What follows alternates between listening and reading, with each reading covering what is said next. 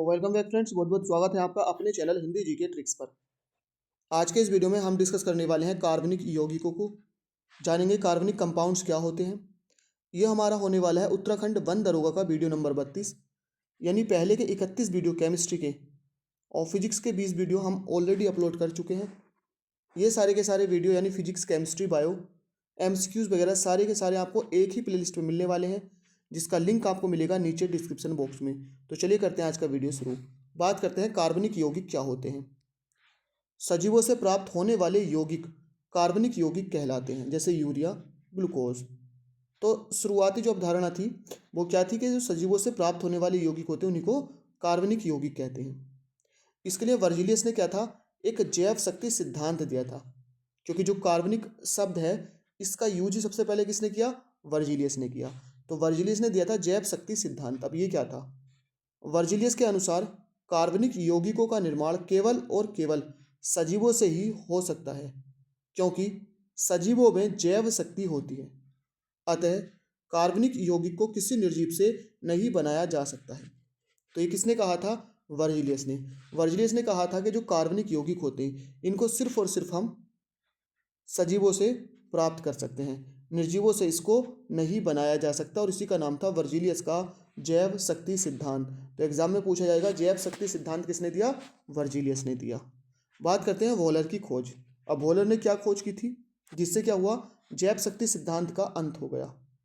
तो जैव शक्ति सिद्धांत वर्जिलियस ने दिया, अंत किसने किया इसका, वॉलर ने किया। अब वॉलर की खोज क्या थी, वॉलर ने निर्जीव अमोनियम साइनेट, अमोनियम साइनेट क्या होता है, एक निर्जीव होता है यानी NH4CNO को गर्म करके यूरिया NH2CO NH2 का निर्माण किया, जो एक कार्बनिक यौगिक है। अभी वर्जिलियस का हमने पढ़ा जैव शक्ति सिद्धांत। वर्जिलियस ने ये कहा था कि जो कार्बनिक यौगिक होते हैं इनको सिर्फ और सिर्फ सजीवों से ही प्राप्त किया जा सकता है। लेकिन वॉलर ने क्या किया, प्रयोगशाला में अमोनियम साइनेट, अब अमोनियम साइनेट का एक निर्जीव है, सजीव नहीं है, इससे को गर्म किया और यूरिया प्राप्त कर किया। तो यूरिया तो एक कार्बनिक यौगिक है। अब वर्जिलियस के अनुसार कार्बनिक यौगिक को सिर्फ सजीवों से प्राप्त किया जा सकता था, लेकिन वॉलर ने इसको एक निर्जीव से प्राप्त करके दिखा दिया, जिससे क्या हुआ, जैव शक्ति सिद्धांत का अंत हो गया, जिससे वर्जिलियस के जैव शक्ति सिद्धांत का अंत हुआ। और प्रयोगशाला में बनने वाला सबसे पहला कार्बनिक पदार्थ कौन बन गया, यूरिया बन गया। तो यूरिया क्या है, प्रयोगशाला में बनने वाला सबसे पहला क्या है, कार्बनिक पदार्थ अगर पूछा जाता है तो यूरिया है। जैव शक्ति सिद्धांत वर्जिलियस, अंत इसके किसने किया, वॉलर ने किया। कार्बनिक यौगिकों की आधुनिक परिभाषा। अब जब जैव शक्ति सिद्धांत का अंत हो चुका तो जो करंट डेफिनेशन है इसकी वो क्या होगी, हाइड्रोकार्बन तथा इनके व्युत्पन्न कार्बनिक यौगिक कहलाते हैं। हाइड्रोकार्बन क्या होते हैं, इसमें हाइड्रोजन और कार्बन होता है, जैसे CH4 methane, C2H6, C2H4, C2H5OH, ये सारे के सारे क्या हैं जिसमें कार्बन भी हो और हाइड्रोजन भी हो, ये कार्बनिक यौगिक कहलाते हैं। इनकी संरचना अकार्बनिक यौगिकों से क्या होती है, जटिल होती है। किसकी, कार्बनिक यौगिकों की। इनकी संख्या 5 लाख से अधिक है, किसकी, कार्बनिक यौगिकों की।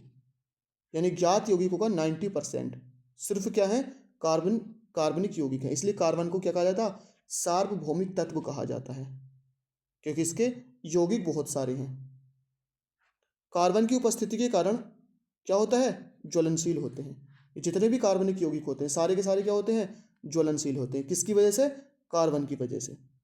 कार्बनिक यौगिक व अध्रुवीय विलायकों में क्या होते हैं, विलय होते हैं, क्योंकि इनमें सहसंयोजक बंध होते हैं। नेक्स्ट वीडियो में हम डिस्कस करेंगे कि सहसंयोजक बंध क्या होते हैं। तो जो कार्बनिक यौगिक होते हैं ये क्या होते हैं, एक तो कार्बनिक यौगिक में और दूसरा अध्रुवीय विलायकों में क्या होते हैं, घुल जाते हैं आसानी से। आपने देखा होगा किसी बलून पर अगर आप पेट्रोल लगाते हैं वो फट जाता है, क्यों, क्योंकि बलून भी क्या होता है, कार्बनिक यौगिक होता है। और जो पेट्रोल होता है ये भी एक कार्बनिक यौगिक होता है, हाइड्रोकार्बन होता है। तो एक दूसरे में घुलने लगते हैं जिससे वो फट जाता है। थर्मोकोल को आपने देखा होगा कि पेट्रोल में वो घुल जाता है, वो भी यही वजह होती है। तो आज के इस वीडियो में इतना ही। आई होप वीडियो आपको पसंद आई हो, लाइक शेयर करना ना भूलें। थैंक यू फॉर वॉचिंग, मिलते हैं नेक्स्ट वीडियो में।